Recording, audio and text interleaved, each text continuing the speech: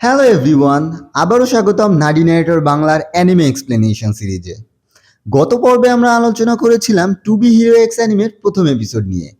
যদি আপনি সেটা এখনো না দেখে থাকেন তাহলে এই পর্ব দেখার আগে সেটি একবার দেখে নিন, কারণ গল্পটা বোঝার জন্য প্রথম এপিসোড গুরুত্বপূর্ণ। ভিডিও লিংক দেওয়া আছে ডেসক্রিপশনে। আজ নিয়ে এসেছি এই সিরিজের দ্বিতীয় পর্বের ব্যাখ্যা। প্রথম এপিসোডের শেষে আমরা দেখেছিলাম এক চাঞ্চল্যকর ঘটনা। মুনকে নির্মমভাবে খুন করা হয়, কিন্তু আসলেই কি সে মারা গেছে নাকি এর পেছনে আছে আরো কোনো গভীর রহস্য? চলুন শুরু করি টু বি হিরো এক্স এর দ্বিতীয় এপিসোডের সম্পূর্ণ এক্সপ্লেনেশন।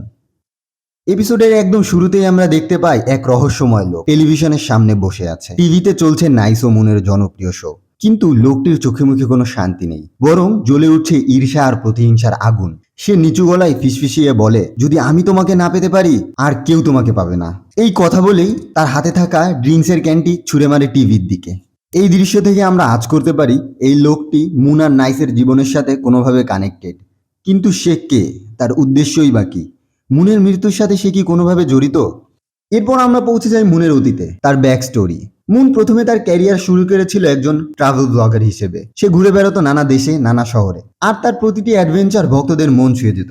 ভক্তরা চাইতো যেন মুন পুরো পৃথিবী তাদের ঘুরে দেখায়। এই বিশ্বাস আর ভালোবাসাই মুনের জীবনে নিয়ে আসে এক অলৌকিক পরিবর্তন। সে পেয়ে যায় তার সুপার পাওয়ার, টেলিপোর্টেশন, মানে মুহূর্তের মধ্যেই পৃথিবীর যে কোনো প্রান্তে চলে যেতে পারে। একদিন একটা ভয়ানক বিপদের মুখে পড়ে মুন, আর ঠিক তখনই তাকে বাঁচাতে আসে নাইস। সেই মুহূর্ত থেকে ভক্তরা মুন আর নাইসকে দেখতে শুরু করে এক আদর্শ জুটি হিসেবে। তাদের অনুরোধ আর ভালোবাসায় অবশেষে মুন আর নাইস শুরু করে একে অপরকে ডেট করা। তাদের প্রেম যেন বাস্তবের রূপকথা। কিন্তু এরপরেই গল্পে আসে টুইস্ট। দৃশ্যপট বদলে যায়, আমরা চলে আসি নাইসের রুমে। লিনলিং এর হঠাৎ ঘুম ভাঙে দুঃস্বপ্ন দেখে। মুনের মৃতদেহ পড়ে আছে তার সামনে। পাশে তাকিয়ে দেখে বিছানা ফাঁকা। মুনের লাশ গেল কোথায়? কিন্তু কিছুক্ষণের মধ্যেই সে দেখে মুন ট্রেডমিলে দৌড়াচ্ছে, যেন কিছুই হয়নি। লিনলিং বুঝতে পারে পুরোটাই ছিল একটা দুঃস্বপ্ন। সে স্বপ্ন কি নিছক কল্পনা ছিল, নাকি এর পেছনে আছে অজানা রহস্য?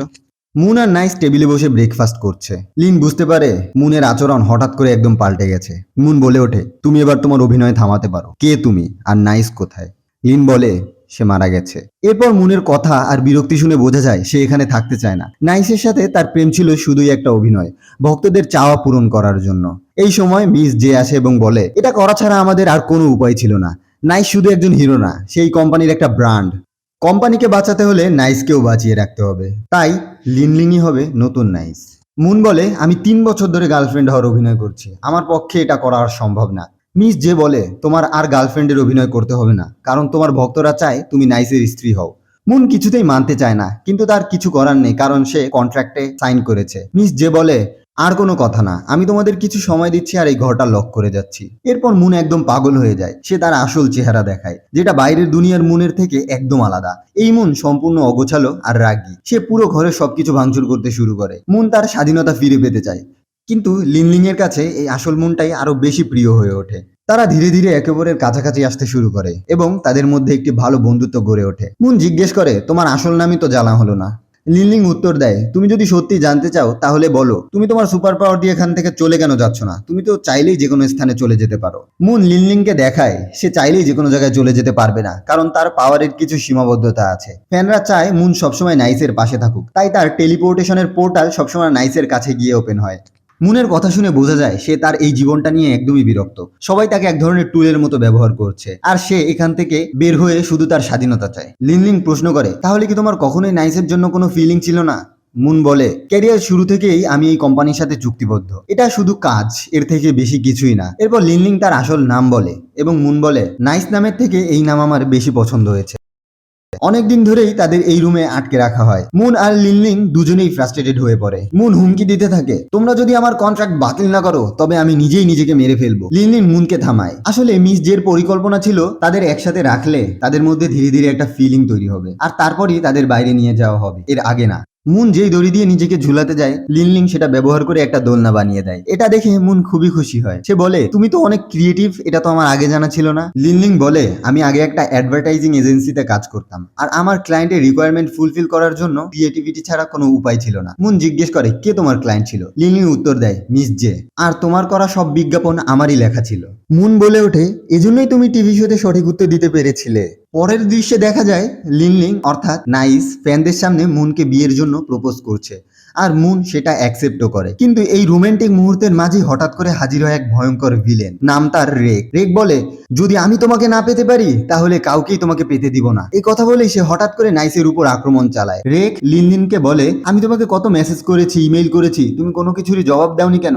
লিনলিন একদমই হতভম্ব হয়ে যায়, সে কিছুই বুঝে উঠতে পারে না। দূর থেকে মিস জে সবকিছু দেখছে আর বলে, স্টুপিড কি করছে ও, পুরোপুরি স্ক্রিপ্টের বাইরে অভিনয় করছে কেন? এ পর্যায়ে আমরা বুঝতে পারি এই পুরো ঘটনাটাই ছিল একটা পরিকল্পনা। মূলত লিনলিং এবং মিস জে মিলে একসাথে একটা ফাইনাল প্ল্যান বানিয়েছিল মুনকে মুক্তি দেওয়ার জন্য। প্ল্যান এই ছিল যে লিনলিং ফ্যানদের সামনে মুনকে প্রপোজ করবে, মুন সেটা অ্যাকসেপ্ট করবে, কারণ দর্শকদের সামনে তারা হলো একদম পারফেক্ট কাপল।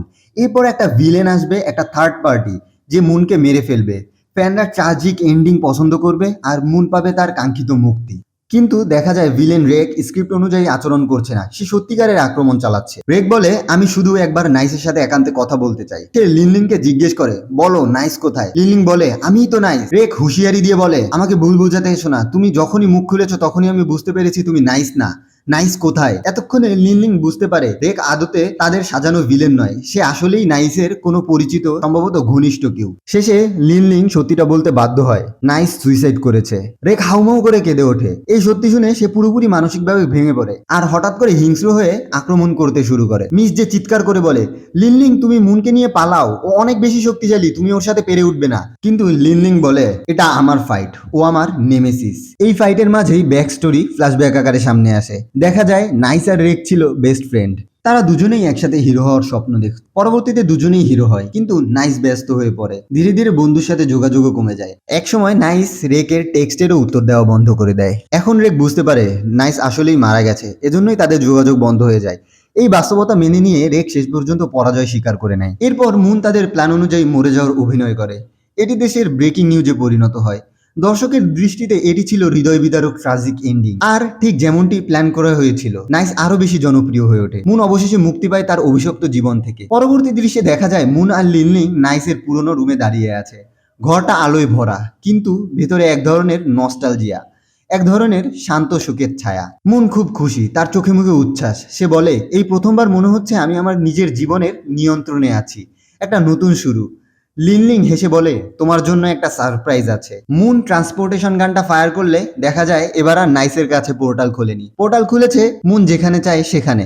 লিনলিং বলে, আমি তোমার মৃত্যুর অনুষ্ঠানে সবাইকে বলেছিলাম তোমার আত্মার মুক্তির জন্য প্রার্থনা করতে। এখন তুমি সত্যিই মুক্ত, তোমার পাওয়ার এখন তোমার নিজের, চাইলেই তুমি যে কোনো জায়গায় চলে যেতে পারবে। মুন ধীরে ধীরে পোর্টালের দিকে এগিয়ে যায়।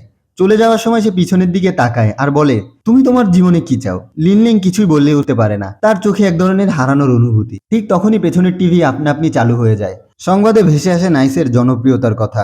মন কিছুক্ষণ চুপ করে সেটা দেখে আর বলে, তোমার আসলে এই জীবন পছন্দ। একটা অদ্ভুত হাসি দিয়ে সে পোর্টালে ঢুকে যায়। সিন পরিবর্তন হয়, আমরা দেখা পাই আগের পর্বের এনলাইটেনারের। তিনি বসে আছে একটা অন্ধকার ঘরে, চারপাশে মনিটর আর একটা তথ্য ভরা বোর্ড। তার সামনে নাইসের সব তথ্য ছড়িয়ে ছিটিয়ে আছে। দুয়ে দুয়ে চার মিলায় আর সে বুঝতে পারে লিনলিংই হলো নাইসের অভিনয় করছে। এই ছলনাটা অনেক গভীর। এনলাইটেনার রেগে ওঠে। ও ভেবেছে ও আমাকে ফাঁকি দিতে পেরেছে, এবার আমি দেখাবো কে আসলে এনলাইটেনার। এই অপমানের প্রতিশোধ আমি নেবই। এই সময় পেছনে অন্ধকারের মধ্যে থেকে কেউ ঠান্ডা স্বরে বলে ওঠে, তুমি একা নও এই খেলায়, এর পেছনে আছে এমন কিছু যেটার এখনো তুমি কল্পনাও করতে পারছো না। এনলাইটেনার ঘুরে তাকায়, দেখে অ্যাকোরিয়ামের ভিতর থেকে একটা অক্টোপাস কথা বলছে। সে অবাক হয়ে যায়।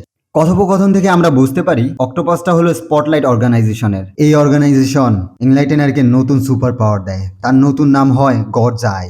এই ছিল টু বি হিরো এক্স এর দ্বিতীয় পর্বের পুরো এক্সপ্লেনেশন। যদি ভালো লেগে থাকে please like, share and subscribe, কারণ সামনে আসছে আরো বড় রহস্য, আরো শক্তিশালী শত্রু আর এমন ট্র্যাজেডি যা তোমার কল্পনাকেও হার মানাবে। ধন্যবাদ সবাইকে নাডি নেরেটর বাংলার সাথে থাকার জন্য। আবারও দেখা হবে পরের পর্বে।